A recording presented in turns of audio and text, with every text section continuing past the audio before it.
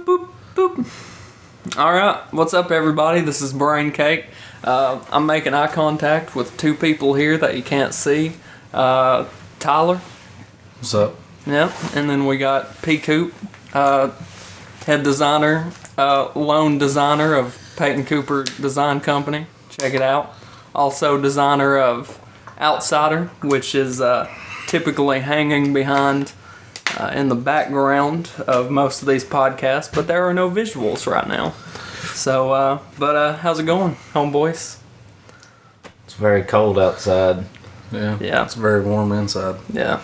That's exactly what you need to always start a podcast with, is talk about the weather. Yeah, there's nothing more bland to listen to than living weather. So. That's what I was, whenever... Wait, is this thing censored? No, okay. no, we're good. Okay. One of the things me and Jimmy on the first episode that we talked about was the very first thing we started to talk about was, only in the 21st century can you get stage fright without being in front of people.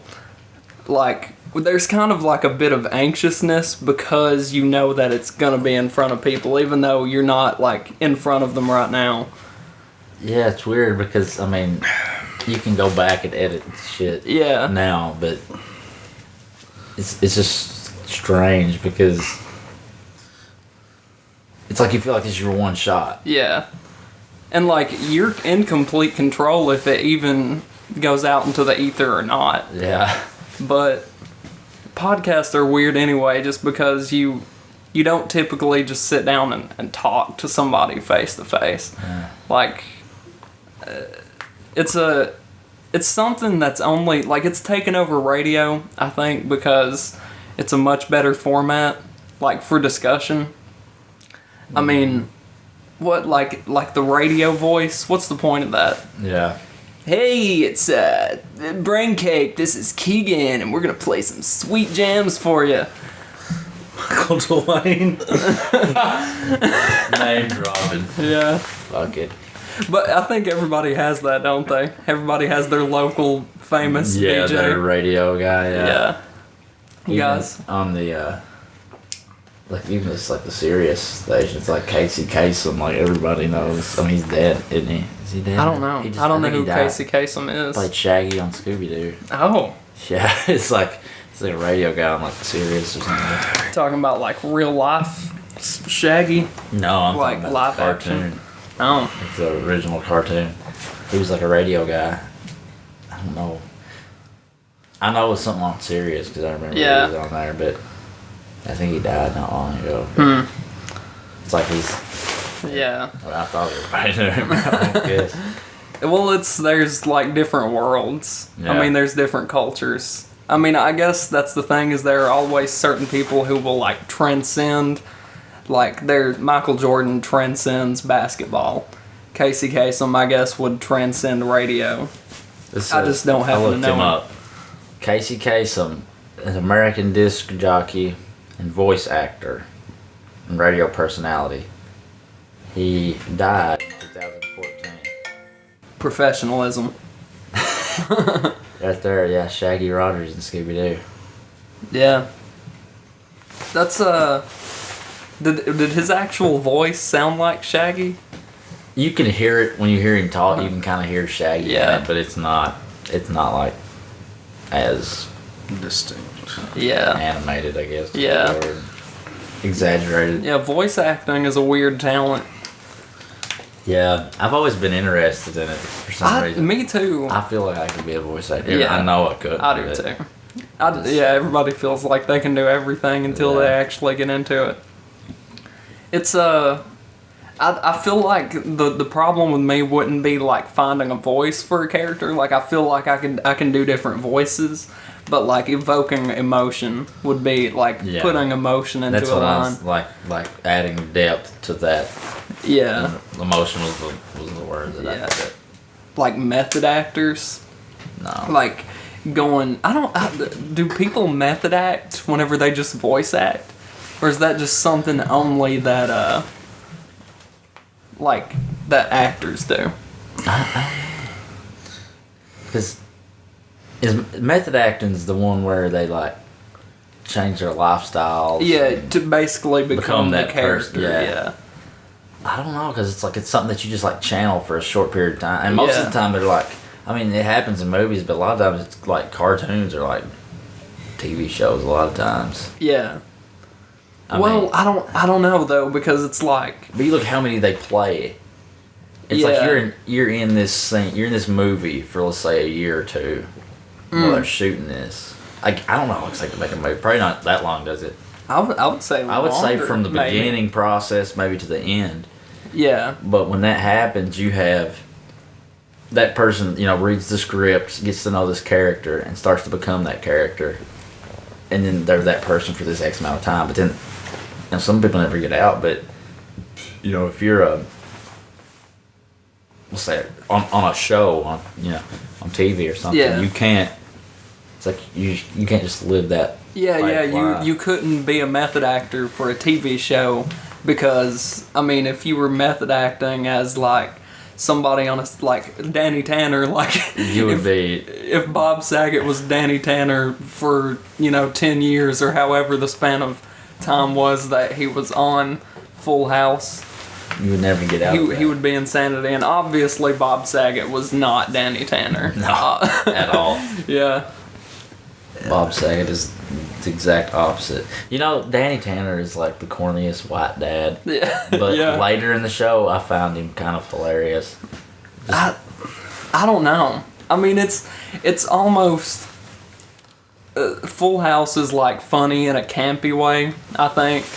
Like, what do you think's funny about him in the later? Well, it's like just the ridiculousness of his character. He was kind of a smart ass. I don't know. It's like his character changed. I feel like he was so like peppy. Yeah. In the early seasons. Yeah. Which I think the early seasons were way better. Yeah. Even though they have a lot of those cringe moments. Oh yeah. Well, that's throughout the whole series. Sitcoms in general, dude. I feel like. Well, there's something. You look at sitcoms; they only worked in the '90s. I mean, tell me a sitcom now that works that people sit down and watch. Yeah, no, it don't. It was something that can only work in the time that it hit. It hit at the perfect time. Yeah. And that's why all the good ones were from that era, because it's just what it was. Yeah. But there's something about Danny Tanner and those early ones. I can't get past this. Yeah. He was, like I said, peppy, but like later on, he was just kind of a smart ass. Okay, yeah. I don't know. Didn't you? What was that thing you said you got obsessed with there for a while? It was like some blog or something. Full House Review, yeah. Yeah. So when I was a sophomore, I wouldn't say I was depressed, but me and my brother kind of grew apart because we went to different high schools and he was doing his thing, I was doing my thing. Yeah. I was playing ball, he wasn't. He was, doing whatever. We didn't talk all that much, and I was just kind of bored. And I said, I wasn't depressed. Like, I wouldn't call it depression. Yeah. But it was kind of that. I think everybody hits that kind of wall as about 16 years old. Oh yeah, where definitely. They're confused a little bit or something. Yeah, I mean, you're so stupid at 16. Yeah. I mean, it's like you don't know what to do or how to react, and shit just changes. So that was like I had nothing to do, and I just watched Full House. How it started was, when I was playing basketball, coach told me, he said, you gotta start sleeping. You can't start, like, you come to school and you're sleeping all day. Yeah. And you're dead tired at practice. Get some sleep. So I started laying, I didn't go to bed till 3 or 4 in the morning. Yeah. At least. And I started laying down at 9 o'clock every night. And Full House was always on. So I would watch. Yeah, dude. I remember watching. So I would watch Full House until it went off, and then when it would go off, I'd put the DVDs in because I just would watch them because it was one of those shows. Well, like, it was completely bullshit. Like, that's not reality at all. Yeah. It's every problem is solved. For one, it's the problem. Something happens. In 25 minutes, the problem is solved every time. Yeah. And the family is always back together. Nobody's emotionally damaged. Yeah. And that's so far from reality, but it gives you like this false hope, I guess. So I kind of was like, that kind of got me through those times. But what really got me through them was I got intrigued by the opening shot of the house. Yeah. So when I seen that shot, I was looking on YouTube like Full House and just looking at people going to it, and because I was interested, you know. Because I've always been a behind the scenes kind of guy anyway. Yeah. And I seen somebody on YouTube was talking about that blog, and I got on there, and I just read it, and it was fucking hilarious. Yeah. I mean, it was just because I grew up on Full House. I loved it. Yeah, I did. And I still like it. But it makes you realize just how terrible of a show that is. Yeah, yeah. I mean, it's incredibly. I mean, has there ever been a sitcom with depth? Well, I mean, honestly. Boy Meets World was. Oh yeah. Was pretty. Yeah, that's true. But like when it comes to like Full House, there's so many fucking loopholes. Yeah.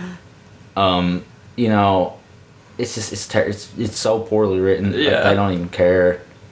But the funny thing about that blog was to me, I found it about midway through. He started it, I think it would have been 2010.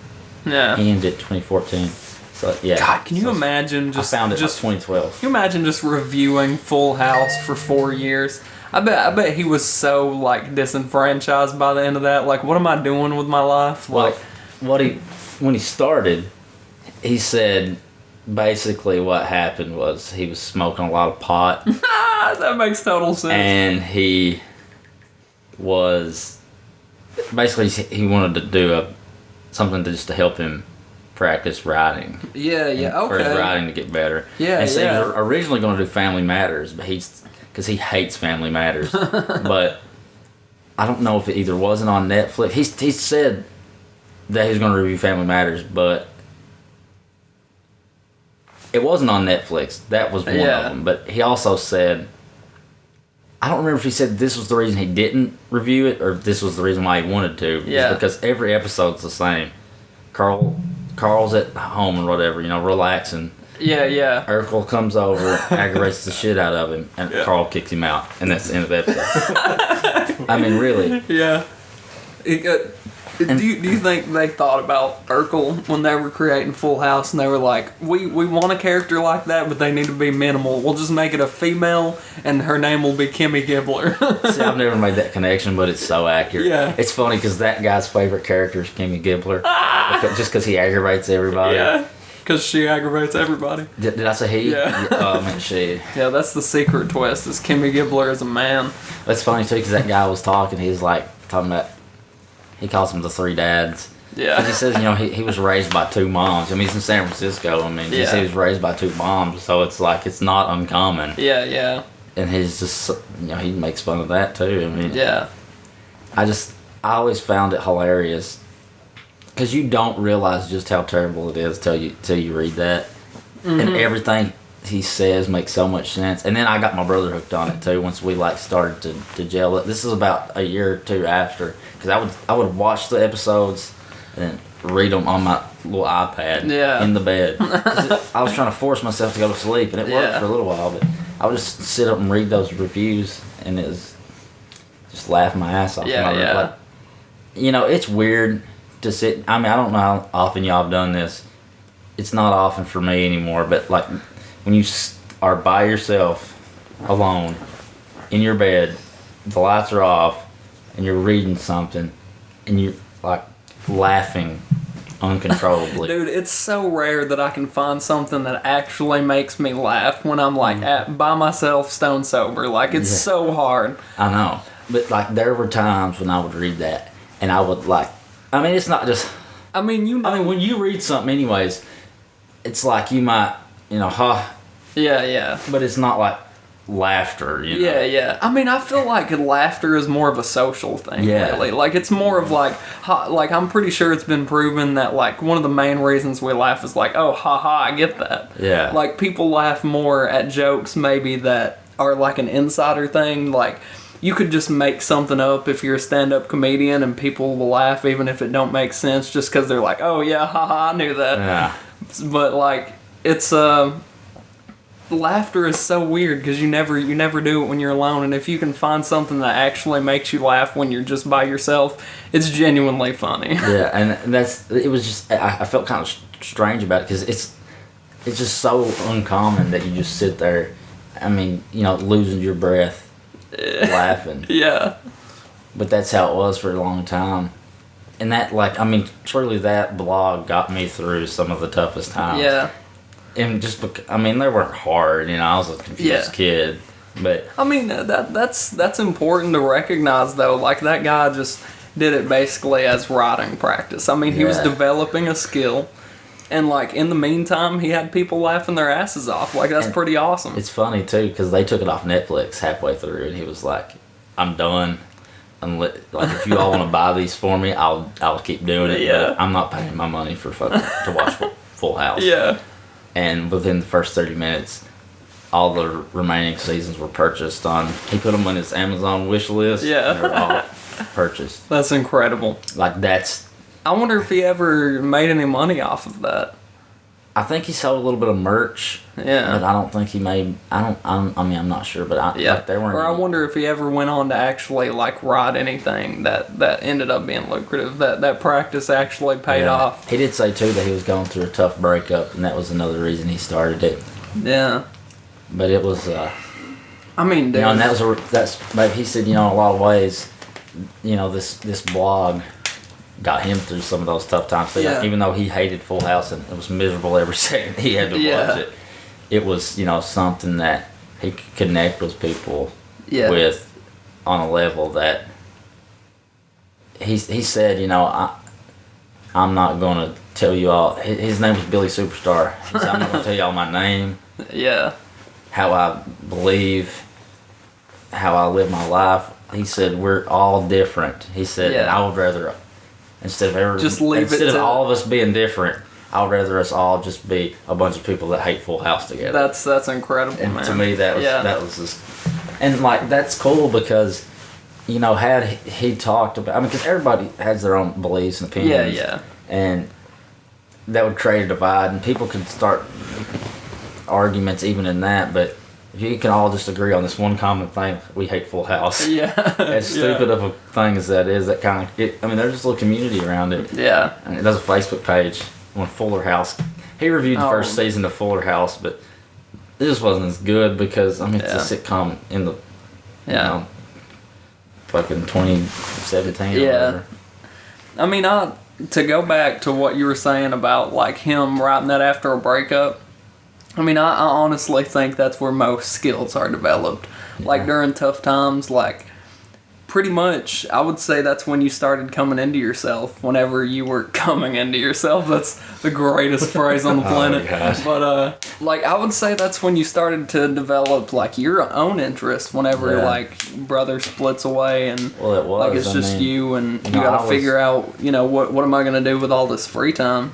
I was that's interesting because I didn't really I was into design and stuff. Yeah. From pretty young age. I was probably 7th or 8th grade. Yeah, I think I didn't recognize it as design though at that time, but I wasn't doing a lot of it because I was more focused on basketball and stuff. Yeah, but that and I'm not a musician, but that was playing a guitar. It was just something for me to concentrate on and just have fun with, and I didn't have to put pressure on myself to be good because I was so used to being.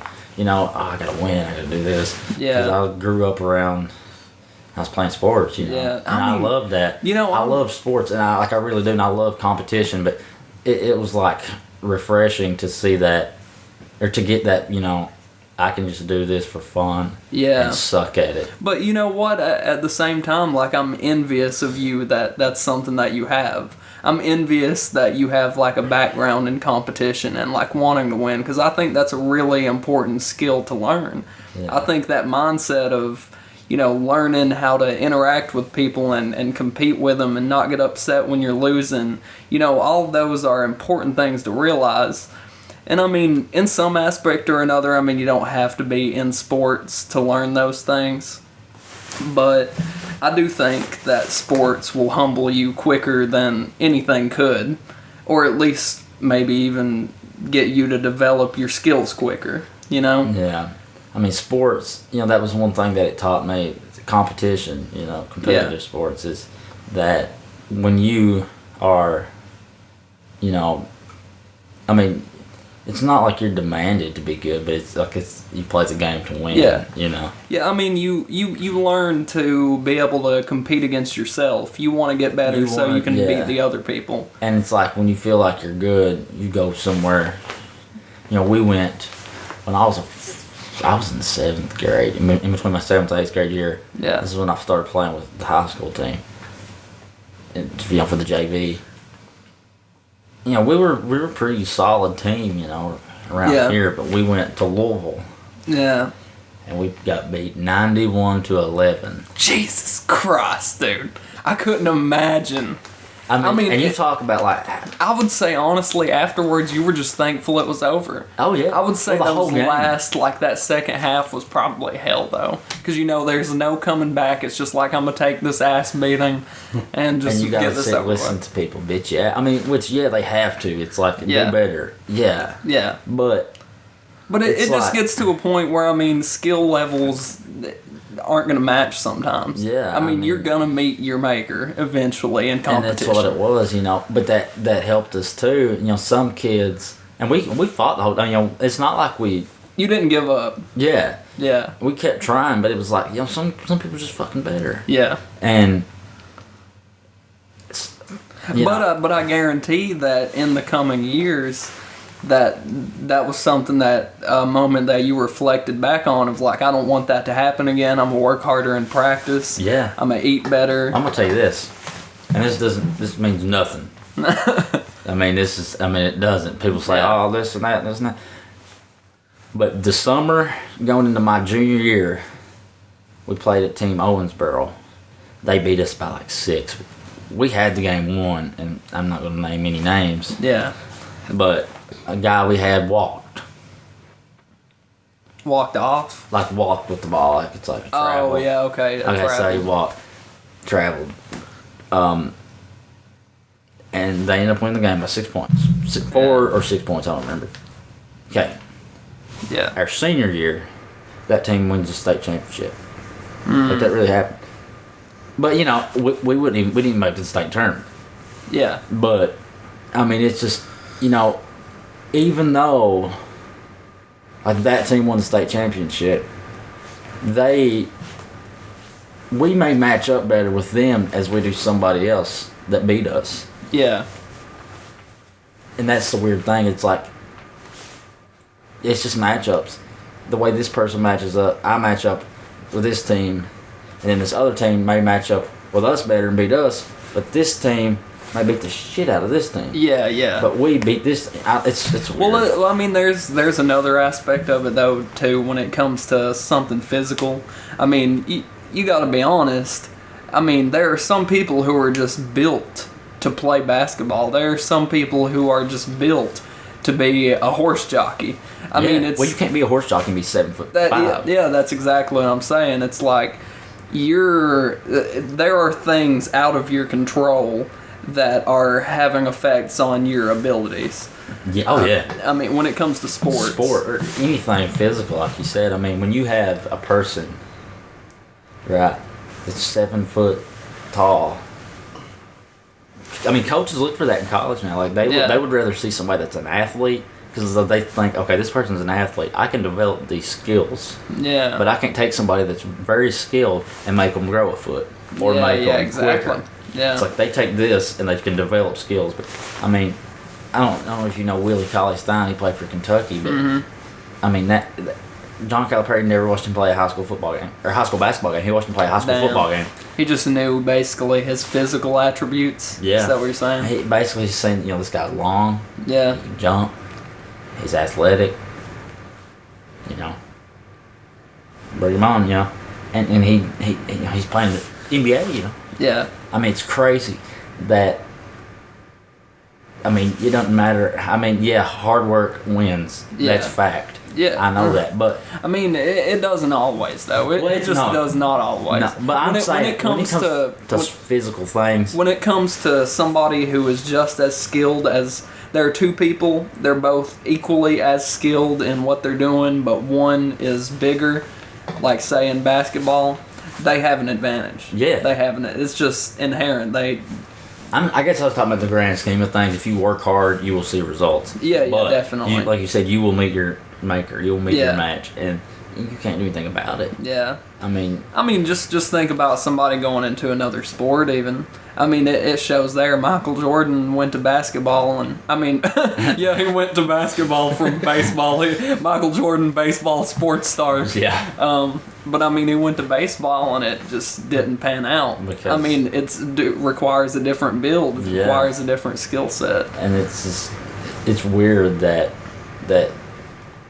no matter, I mean, yeah, like Michael Jordan is one of the greatest athletes in the history of sports. Yeah. But when you put him out of his element, Yeah. but there's some players that are great in multiple. It's Yeah. like Bo Jackson. Oh, yeah, it happens. Bo Jackson was a freak. Who is that? He was a baseball player and football player. Okay. I think played in the NFL and the MLB. But Bo Jackson. What do you think the common element is between baseball and football that would? I don't know. If something Hard was just work? Good. I mean, Yeah. he worked hard. They said that he would lay down or something that would wait till the train, like by where he grew up.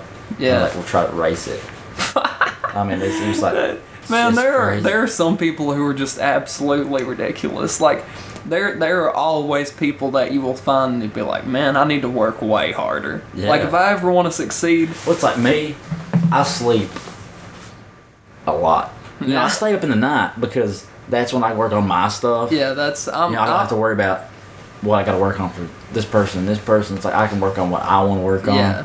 Whether that be just something stupid or. I have a better creative energy in the night for some I feel reason. like it's because there's nothing else to do though. Yeah. There's no nobody. distractions. Yeah, nobody's calling you at 3 a.m. saying Yeah. let's hang out. I mean, so it's like that time frame from 12 o'clock to 6 o'clock. If you want to work, you can do it. Yeah, and you're not that's- going to be interrupted. That's what I feel like during those times. Yeah.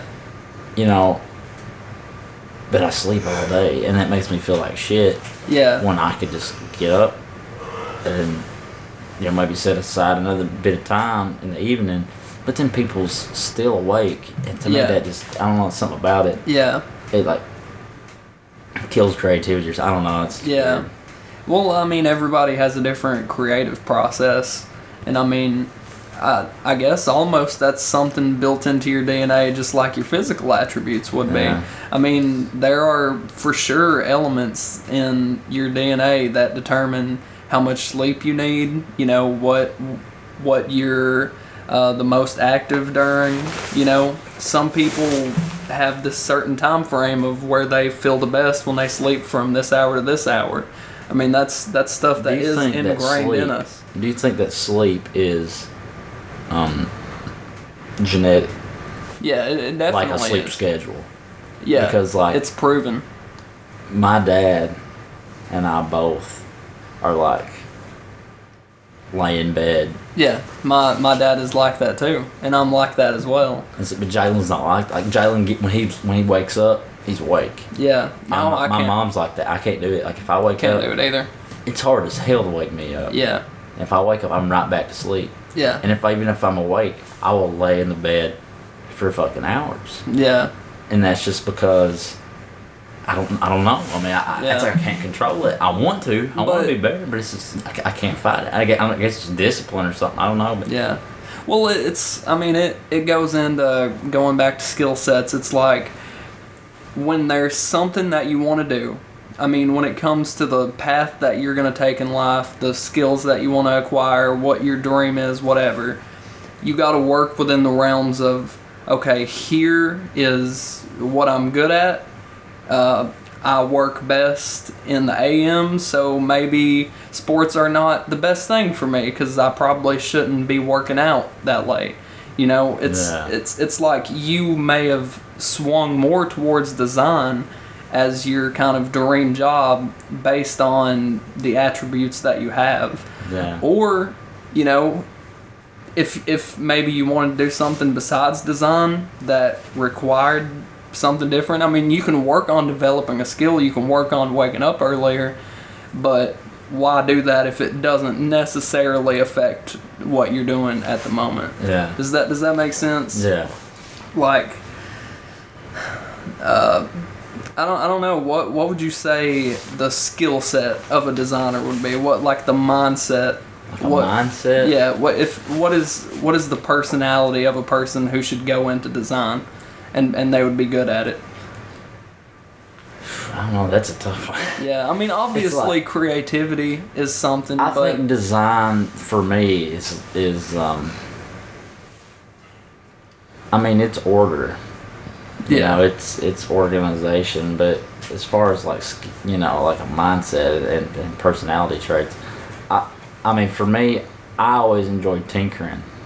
Yeah. Whether that's with when I was a little kid, I liked arts and crafts, and I had a big box at my granny's house full of just construction paper and glue and shit, and I just make stuff. Yeah. Like, and that was a thing I did for a long time. I like to draw and stuff. But later on, I wouldn't say grew out of it, but I got interested in sports, and once I become a little bit older, I got in, computers was obviously like starting to, computers were playing for a long time, but at the 4th grade I got a computer. Yeah.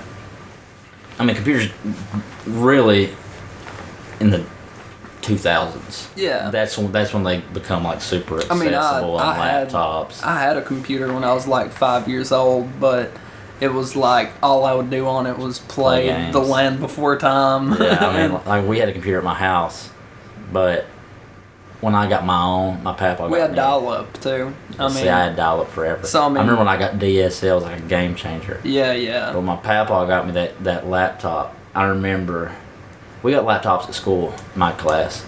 Yeah. And that they kind of taught us everything and how to go around the operating system stuff, but and the word process and all that shit, how to type.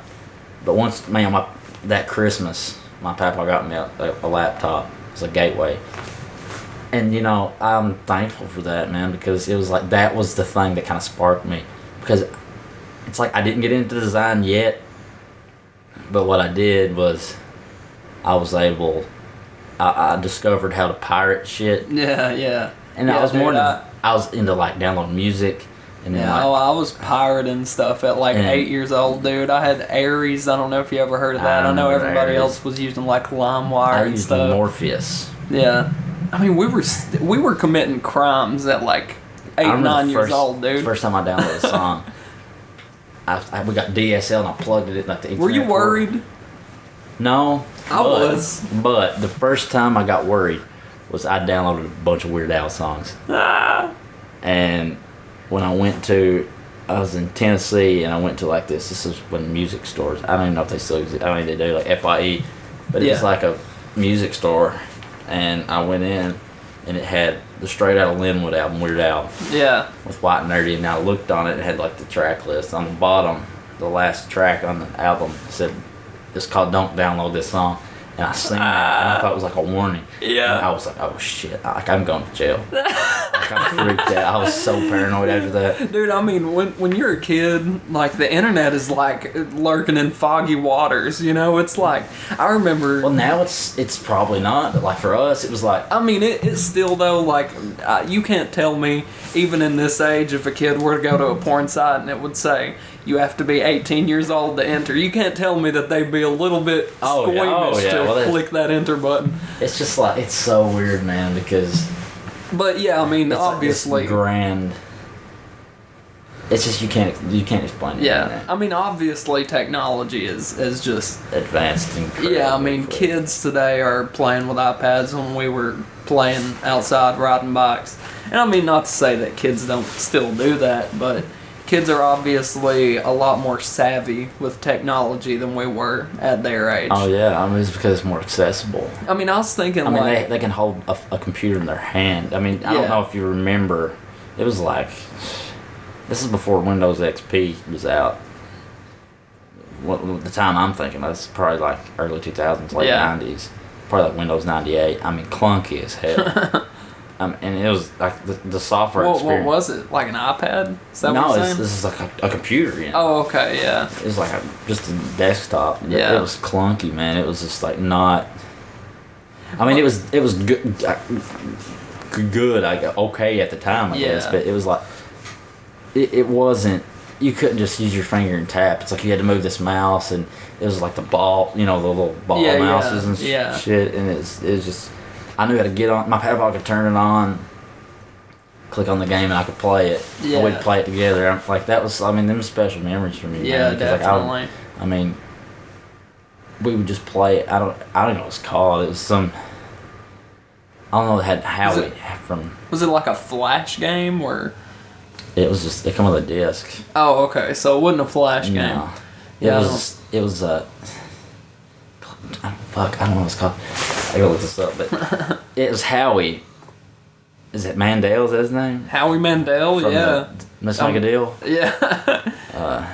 It's I don't know. It's kids kind of are going through the same phases we went through, even though it is a little bit different for them. Like, well, it's so much easier. A kid can grab an iPad, turn it on, get on YouTube. yeah. I mean, young children. It was called Toonland. Toonland. What'd you do? What'd you do on it? I don't remember. All I remember is this is like a farm, and me and my papa and my brother would just sit there, and there's this little song that would play. It said, "The old gray mare, she ain't what she used to be." And we just would sing along. It's goofy, but. Man, it's kind of sad though when you like grow up and realize the internet is just kind of like this cold thing, cause like back then computers were so much more. Had like a more of a vibrance around them back then, like because you were exploring new things. It's like, I feel like as far as technology goes, it's like it can always get better, but it's like it's so accessible now. Yeah. Back then, I mean, a lot of people had computers, but it was like what you could do with them was like limited. I mean, you could surf the web. There's I guess eBay and Amazon and all that stuff existed, but it wasn't like. Wasn't like it is like I can get on there and make a website in 15 minutes now. Yeah, easy. And make a blog and just start talking. Yeah. But like back we can make a podcast. I mean, we can just throw a podcast out there into the ether. And that it becomes so accessible, and I that's why you see YouTube taking such a big. I mean, it's been there for a while. Yeah. But that's what YouTube kind of changed the game, because suddenly you had to be like. You had to get lucky to be famous, and you still do in a certain regard. But everybody has a chance. Everybody has a chance, yeah. And definitely. that's the thing. It's like it never used to be like that. I mean, a 6-year-old kid can get on their iPad, record a stupid video, and put it out on the internet, and the world can see it. Yeah, it's scary. Look at Rebecca Black. I mean, she was aware. She was 13 years old, or whatever. I don't know how old she was, but I mean, she made that being serious. Yeah. And it backfired, but... Oh, dude, I worry so much about, like, my family members, some of my young family members who, like, get out on social media or make videos on YouTube or whatever. I'm like, man, you have no idea what this could turn into. Like, you could turn into a superstar at 9 years old, and not in a good way, either. Yeah. Like... Well, it's like, I mean, what was that dude's name? I don't even know. I mean, what's that one little girl? What's her name? Lil Tay? Lil Tay. I don't know what that is. Lil Tay is just like a 9-year-old Asian girl. I don't know why the fact that she was Asian was necessary to mention. That like sings. No, she don't. She does nothing but get on Instagram and flash money and talk shit and but that like stand next to Bugattis and somebody hang set out that with up. Lil Pump. Somebody set that up though. But I mean, she's super famous though. I mean, it's sad. I mean, listen. It is sad. If you could put me up beside my idols at a young age, like hell yeah, man. But it's like, I can't imagine that kind of lifestyle as a kid. Yeah, I can't either. I mean, that stuff will go and they'll die and they'll move on. It'll be a thing of the past eventually. But it's kind of like, child actors almost always end up fucked up. Child actors. Yeah. Like, and a lot of the times Michelle it's because Tanner. when you're this cute little kid, Yeah. And everybody adores you. You know, everybody Yeah. loves you. But when that dies, you're not. You know who Gary Coleman is? You know Gary Coleman? Yeah. Arnold. Yeah, what you talking show about, was Willis? that? Different Strokes. Yeah, Different That's one of my Strokes. favorite shows in the history of the world. Yeah. I love Different Strokes. But, you know, he's this cute little kid, had funny catchphrases, you know. The way he delivered his lines were just hilarious. But when he grew up, he didn't grow much physically. I ain't being an asshole. He didn't. But, you know, he had a problem or whatever. I don't know what it was. Some kind of disorder. But he didn't grow much physically. Yeah. And instead of being like this cute little kid, he was still the same size. Yeah. But he looked more mature. And it's like, people just stopped giving a shit, you know? Yeah. And you couldn't continue a show. And the line just wasn't funny. He wasn't as cute. He wasn't a little chubby, you know, baby fat. And you just want to, like, hug him or something. When you are making your career based off of your cuteness, it's always going to come to an end. It's like actresses. A lot of women are ticking. The clock's ticking. I mean, male actors too. I mean, Tom Cruise ain't going to last much longer. I mean, eventually there's going to be some young, handsome man who's going to take the place of Tom Cruise. But if you're like this kind of like, you're this, let's say, lady. Yeah. And good looking, you know. Yeah. You got the look, as in what Hollywood or whatever. Yeah. Wants. Like you said, that you hit that wall eventually. You do all the surgeries and the Botox and shit that you can do, but there comes a time when you can't do it. When you look like Betty White. Yeah. You know, Betty White was a good looking woman. Yeah. Way back. But the thing about Betty White is Betty White, though, she's skilled. She's fun. Yeah, that's the thing. That's why Betty White is still relevant, because her fame wasn't based off of her looks alone. And you know, you can shift gears. Like, you can be famous for your looks for some period of time, and then it's like, I don't know if you know, like, basketball players, but like Vince Carter's in like his 20-something year. Yeah. And like, he was this high flying, you know, like, freak athlete, but he's not that anymore. He's old, you know. He's in his 20-something season. And I think this is I think he's retiring after this year, but, you know, he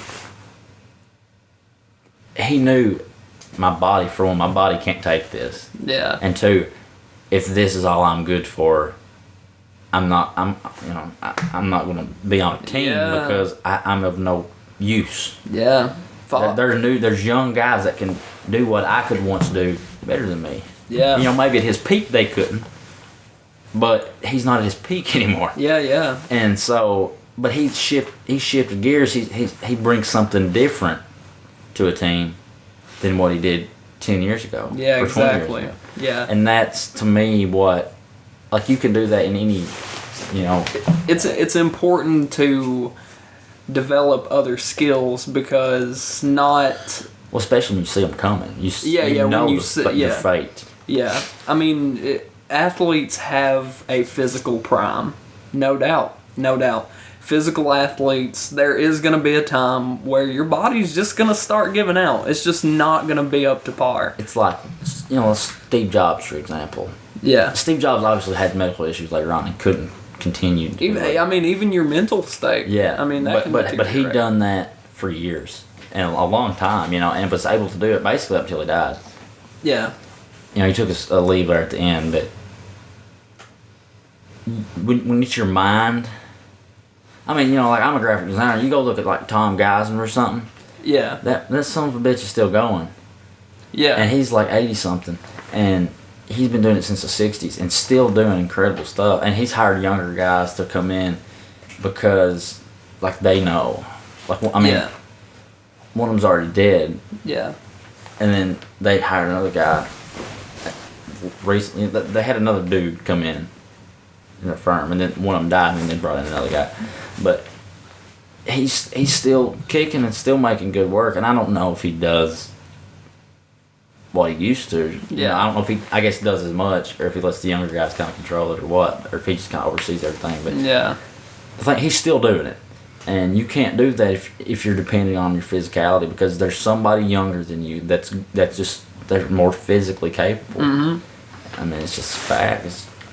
I mean, you know, what's Toys R Us? They just went out of business. Yeah. It's because kids don't play with fucking toys. Yeah, I mean, that's the thing too. Yeah, businesses have to adapt. Do you know? Businesses have to be able to see the changes coming. I looked this up the other day. Do you know when the first video game that Lego made? Oh, I was about to bring up Lego. It was, I think it was like a 98. Wow, Lego was genius, man. They started getting their feet wet. Yeah. Toys R Us could have done that. Yeah. Toys R Us could have transitioned into this generation in a better way. Yeah, they could have. I mean, taken, you know, if it was just selling iPads or they could start. I mean, I ain't saying they should become Walmart, because I mean it was Walmart for toys. That was the magic of it. Yeah. But it's like. But Lego still is Lego, but it's just adapted to this time. I mean, there's they can charge $60 for a game. Yeah. And charge X amount. I mean, movies, the Lego movie that just came out like a few years ago. Licensing too. Tons of Lego movies, TV shows. They have to make a shit ton on. I mean, they obviously pay, right? They license those, let's say, Star Wars characters. But if you have a Star Wars something, it's gonna fucking sell. Yeah. People may not buy the Lego, just the bricks anymore, like they used to. But those sets sell, and they are expensive. Because they're collector stuff, man. Yeah. It's like, it's a thing now. It's a cult. It's a culture. It's pop culture. It's like, it's ingrained in our society, just like Chuck Taylor's. Yeah, you're right. Just like, Lego. Cars. I mean, cars is a big part of America. Yeah, Disney. I mean, Disney is. Disney worldwide, really, but America definitely. And that's the thing, man, is like those guys. Disney is obviously adapted to the times. Oh, yeah. I mean, it's interesting too, because back in the day, I don't know if you know much about like Snow White. It was in like, I think it's like the 30s, 34. I may be wrong about that, but when Snow White came out, it goes to. I mean, you got to think about what this is, the 30s or something. It goes to theaters. And it leaves, it's gone. Like you know, there's no VHS. In the there's 30s. No renting it on Xbox or. I mean, there's no. It goes. It comes to theaters and it's gone. Yeah. And then when it leaves, that's it. Yeah. So Disney started introducing, you know, it was during the World Wars. I guess it's been World War II. I'm not sure. Like the 30s and 40s. There have been two. I have no idea. That's not my expertise. Okay, well, anyway. It was during a war, I know that. Yeah. And Disney was crunched for money. And it's kind of like a cash grab, to be honest. So they re-released Snow White. But they realized after they done it, like I said, it was a cash grab, but they realized they introduced, this is about 10 years later, they introduced an entirely new audience to this film. Kids that would otherwise not have even seen it. Yeah. Because it was out of theaters. So what happened was they were able to merchandise and shit more because of that. And then after that became a thing. They started re-releasing Snow White every so often. When VHS came out, was it like probably the 80s or something? I don't know. Yeah. When VHS came out, they started tinkering. Like they didn't like the idea of like people owning their films. Like because they said people are going to buy these, they're never going to buy them again, and we bring them back to theaters. They're never going to come see them because they got them. They thought these, and they said they're going to pass them down from generation to generation. We're not going to be able to sell them. That's obviously not been the fucking case. No. And well, I mean, for one, VHS is dead. Yeah, and then DVD is now. But you know, there's this thing called the Disney Vault where basically what they do is they'll put something in the vault for a certain amount of time, then bring it back to where you can't just buy it. Whenever you want. It's like you have this X amount of time to buy this, and it goes back in for another so many years. And that started way back. You know, when they re-released Snow White. Yeah. But when they first introduced it to VHS, they said, okay, we'll sell it to, you know, VHS probably, let's say $20 back in the day. They started selling them only to video rental stores for like $80. That way, people couldn't own them. But the video rental stores could. Yeah, so they could continuously get that cash income. Yeah. Yeah. But then they started to realize slowly, like, okay, this doesn't matter. These are, they're classic films, you know. Yeah. And so they still do the vault, but they started to sell them to actually sell them to Yeah, people. yeah. Well, I'm sure by the time they made the decision to start actually I mean, you selling could have them bought to this son of people, a bitch for $80 if you was a regular person, but I mean, let's be honest, who's going to pay $80 for a film? Well, it's weird too, like how some things adapt to new generations. Like, Alice in Wonderland, I know, was kind of like a flop when it first came out, right? But during the time that like psychedelics started picking up and kind of that era came around, like late 60s, early 70s, like I'm pretty sure that movie started to become really popular just because it was kind of like psychedelic and freaky. Well, it fit that era. You know? I mean, there's lots of movies that weren't well received during their time. You know. Yeah. And it's so weird. Yeah. That it could just hit. Yeah. Like way after. Well, that's the crazy thing about movies. It's like we've been making movies. We could stop making movies right now and we'd be fine. We have a lot of movies to watch. I mean, let's be honest. They've already stopped. Yeah. I mean, they're remaking movies. Well, that's all it is. Disney.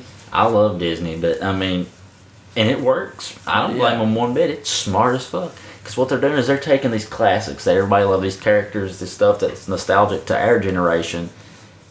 A lot of our generation has kids, or a little bit above us, or whatever.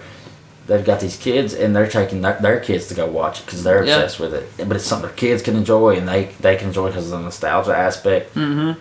But I mean, in reality, it's just like it's just not original. I mean, you look at like sort of they call it the Disney Renaissance era, but it was like, The Lion King, Beauty and the Beast, Little Mermaid, that era. Yeah. Those were semi-original. I mean, they ripped them off, Yeah. Like the Lion King was ripped off Kimba the White Lion. Yeah. You heard of that, Tyler? No. Oh my god, dude! This is one of the best things like you've ever told me. Because I was not aware of this, and it honestly kind of scarred me. The Lion King was in Japan. There was this small studio. This guy was kind of like Walt Disney in Japan. Is that right? Is it Japan? I think it's Japan. Yeah, it was Japan. And this guy was kind of like the Walt Disney of Japan. He'd like made all these like cartoons. It's like revolutionary, and all these people loved them and stuff over there, their culture. Yeah. And one of them was called Kimba the White Lion, and it was 100% the story of the lion. I mean, you go look at the concept art of the Lion King, but so Kimba the White Lion, they had made a film first. It was like really low budget, I think. Yeah. There was comics originally, but they said they're gonna make a film. They like both like. They started production at the same time, basically. But Disney obviously they got more money, and I mean they're fucking Disney. Yeah. So they went out and they got theirs out quicker. They were able to produce it quicker and get it out in front of people. So by the time the Kimba the White Lion movie came out, I mean it was just like. I mean Disney even didn't they pretty much put out a cease and assist for. Yeah, they put out a cease and desist for it too. For basically. Well, it was the sequel. I think it was a sequel to the Kim. I don't know. But it was like.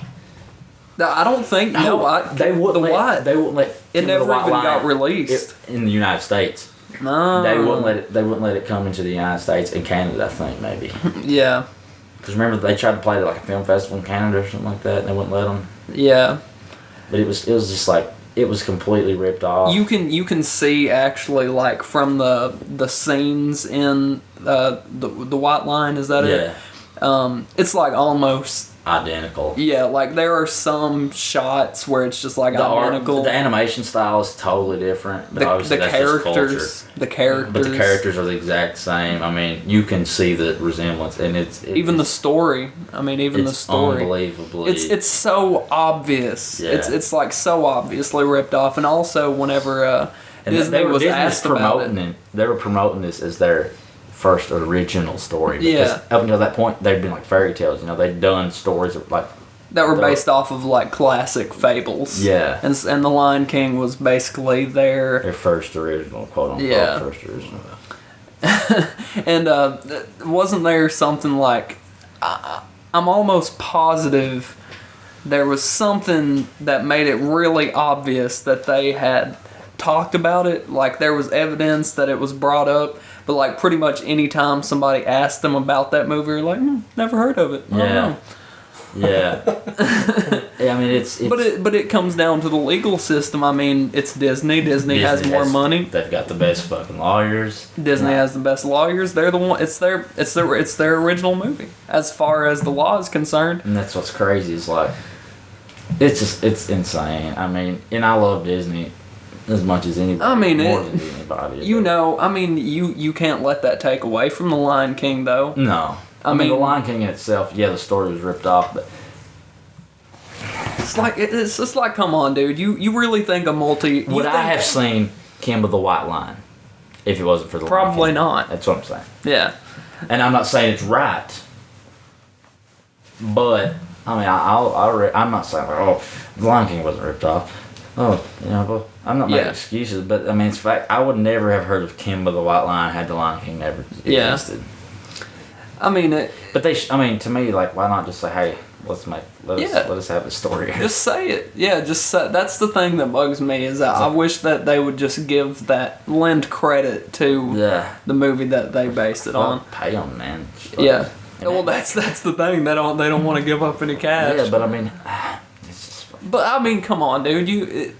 You're dealing with a multi-billion corporation. Yeah. I mean, none of them are not fraught with corruption and like terrible things. Like Nike, I'm sure Nike is responsible for millions and millions of situations that put people in bad positions, fucked people over. I mean, there was a documentary about Nike. I think it was called Swoosh or something. It was on Netflix a couple years ago. It was. You know, this was at the peak of my like shoe collect. I've gotten out of it a little bit just because I mean, I like shoes. I always have. I've collected shoes since I was in the third fucking grade. But you know, when I started to make my own money, I realized this is kind of fucking stupid. Yeah. I go to the Nike. You know, if I have a pair, I like Air Tech Challenge. It's a pair. Andre Agassi, he's a tennis player, but it was his shoes. I got two pair. I beat them both to death. I paid $45 for one pair and $60 for the other pair. I mean, not bad. Yeah. And I've had them since my senior year in high school. So it's almost 4 years. Yeah. In like February or something like that. But I mean, it's like I mean, 45 and 60, so it's like $100 and something $105 for 2 years worth of 4 years worth of roughly 4 years worth of wear. I mean that's pretty fucking good to me. Yeah. But like I used to buy $150 worth of shoes, like $150 per shoe. You know the way that I don't know what like got you so attracted to buying shoes, but for me, what I think would get me falling into buying expensive shoes, because I've caught myself falling into this trap lately with t-shirts or shoes or whatever.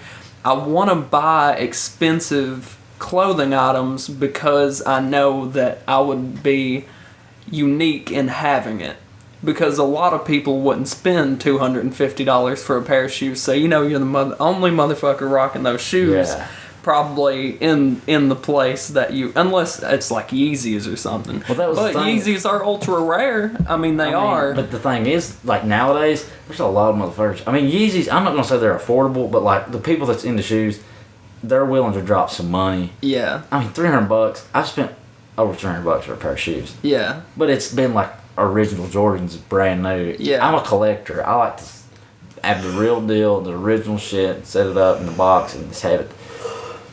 I've paid I mean, there was a time when the Yeezy when the first Adidas Yeezys, the 350s dropped, the Turtle Doves. Yeah.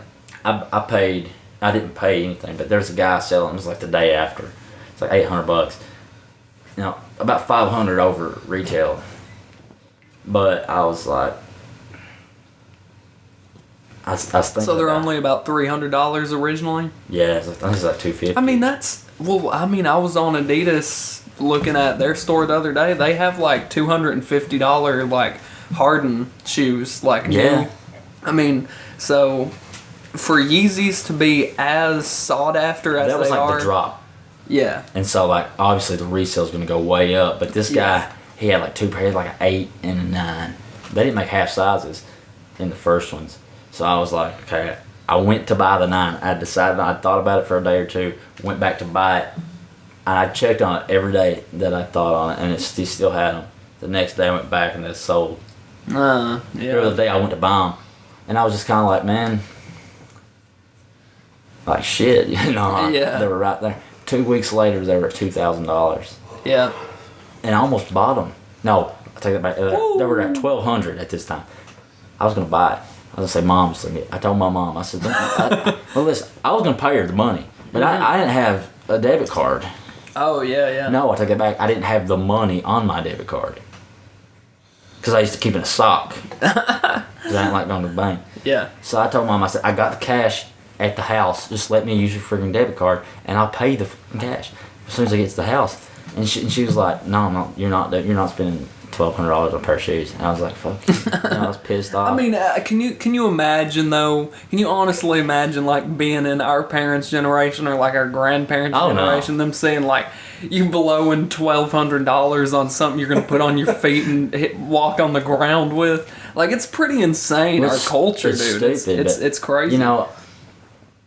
At that point, literally, like where we're at, nobody had Yeezys. This is before they were like that. They even like kind of dropped in price because now you can get a pair for $300 resale. Yeah.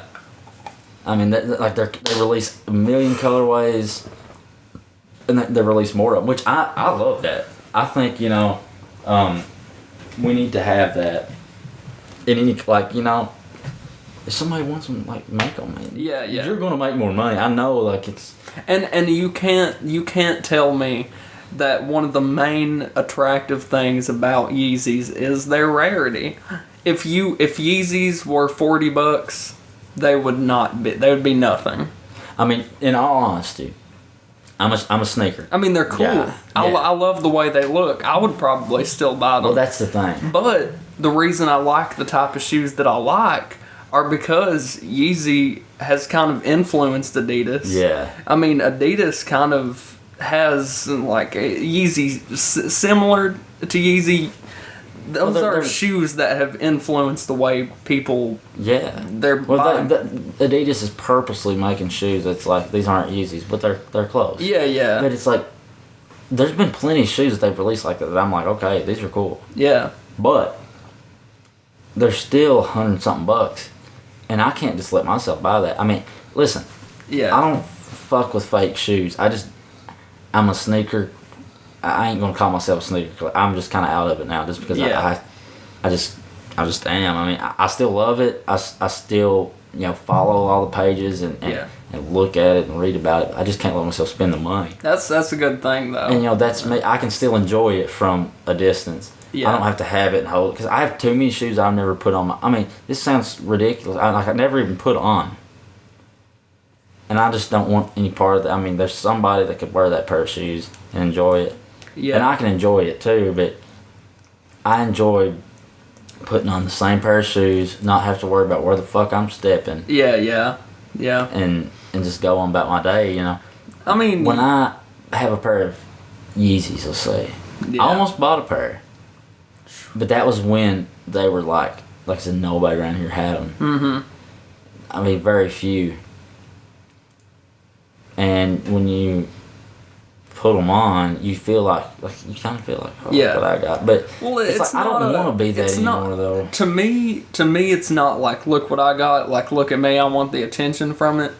To me, I just like to be unique. Like in video games, if it comes down to like, Turtle Doves, everybody's like, oh, look at these Yeezys, look at these Yeezys.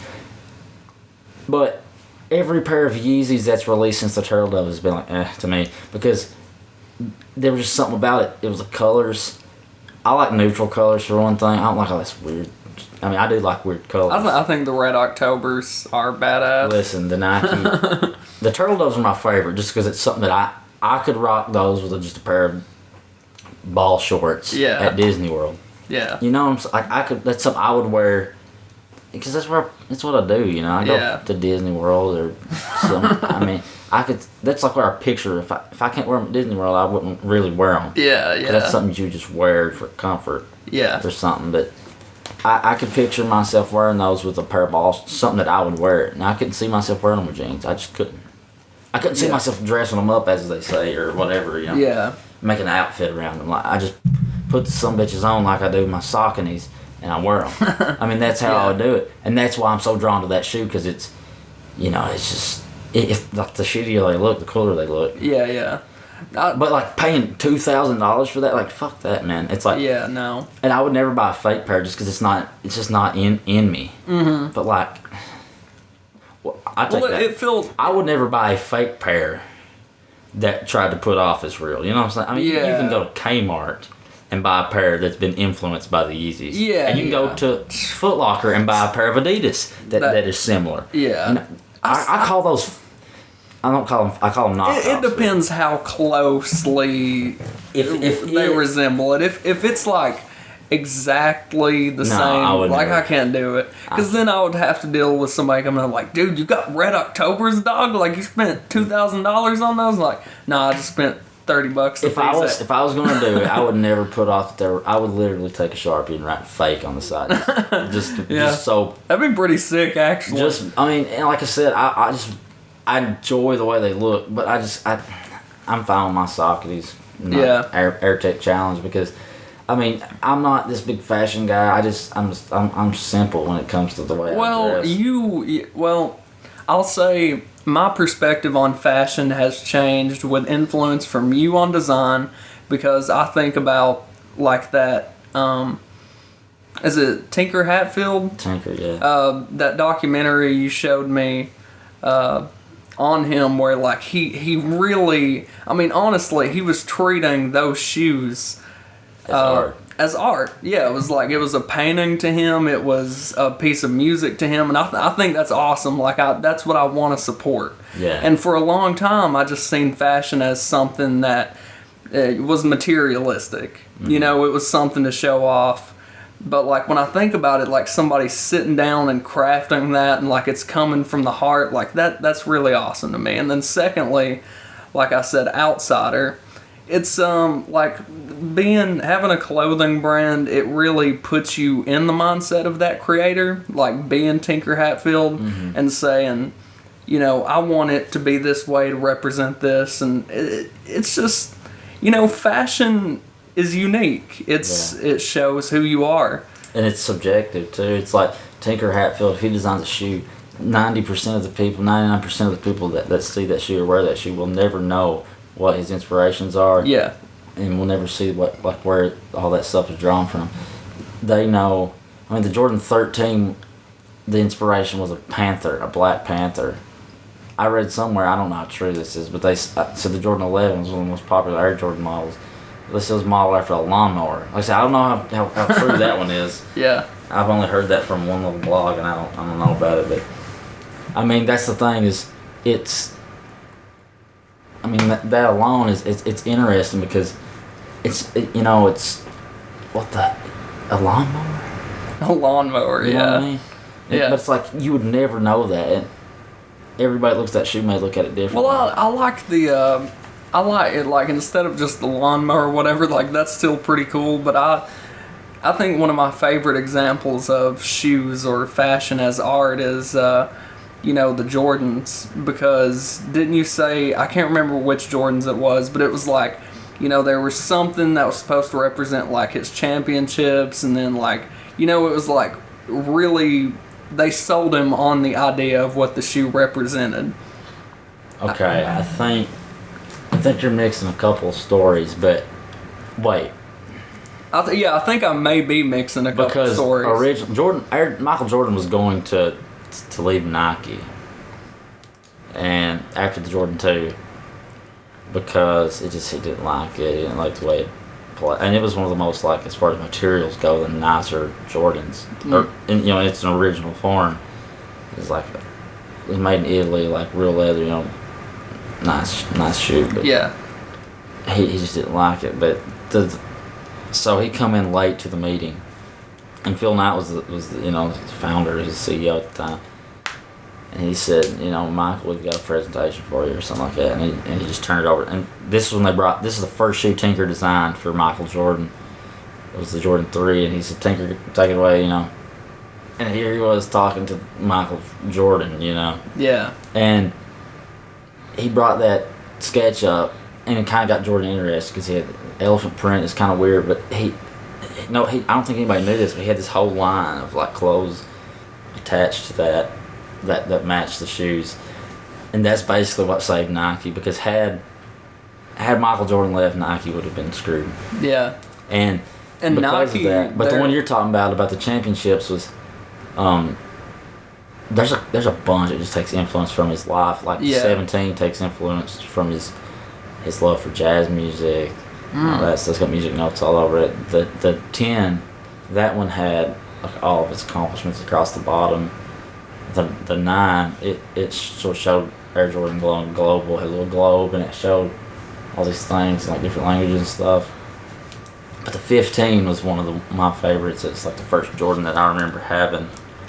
It was had, like, his birthday and stuff like that, and it, like, number and championships and stuff like that. I mean, but it's cool to see all those influences, you know. And it's a shoe. Yeah. It's just weird, but I mean, I think that's what art is. I mean, at the end of the day, it's digging down deep and having something be more than just it seems on the surface level. Yeah. I mean, we've been going about an hour and 10 minutes, so I say we could wrap this bitch up unless you guys want to continue. Before we get off, I want to do something. And what that something is Tyler, I want you to speak a word. He said nothing. Just know, guys, you don't see it visually, but Tyler's literally just been sitting on a recliner this whole time, just kind of staring off into the void. Tyler has a tendency to, when people start talking, to just listen to them. Like you all listen to this. Tyler's just doing that in real time. He's the anti-podcaster. He doesn't speak. He only listens. He comes to the recording, but he listens. I'm gonna next time we do this, I'm gonna set up a Tyler cam, and it's just gonna he's gonna it's art. He's gonna represent the listener, because you know what, I think the listener is extremely important. That's why you should like, subscribe, listen on various different ways to listen to podcasts. Tyler, you want to say the ending words? Before you end, I want to go tell everybody on the podcast, the Brain Cake Podcast, the listeners out in the realm of podcast land, go to PeytonCooper.com and go to Instagram and follow me at P-Coop23. And when you go to my website, I want you to buy everything on there. There's not much, but I'm working on it. It's rad. There's a lot on there. It's got a lot of heart put into it. I can say that with clarity because I've sat there and watched him design these things. It's very meticulous. Has a lot of heart in what he does. And definitely go check it out. PeytonCooper.com, is that it? That's it, yeah. PeytonCooper. We'll have a link to it somewhere. And also check out Outsider. Yes. He's lead designer and Outsider. You can see some of our influence as well on his design work because we often collaborate. But I don't want to take the credit from him. No, great designer. It's a team effort, folks. PeytonCooper.com. Check out his design work. Check out Outsider Clothing Company. Outsider Brand on Instagram. OutsiderBrand.com on the internet. And Tyler, final words? Good job. Good job. All right. I was kind of hoping it'd be pussy. I was just kind of hoping you Just say something like, just boom, like, welcome aboard. And now it's time to die. It's something weird. I don't know. Don't think so hard. Just say it. Just whatever's on your mind, say it like this. Tyler Stidham, the man, the myth, the legend. Blonde hair, receding hairline. Thick eyebrows. Santa sweater. Chin beard, Santa sweater. Ripped jeans. Can you pass the 57 sauce? I like it. I like it too. We'll pass the 57 cost. Oh. Pass the 57 sauce, put it on the brain You cake. say fast. Well, we're going to pass the sauce, put it on the brain cake, and wrap this bitch up. The 57 sauce. And feed it to you deliciously. All right. Peace out.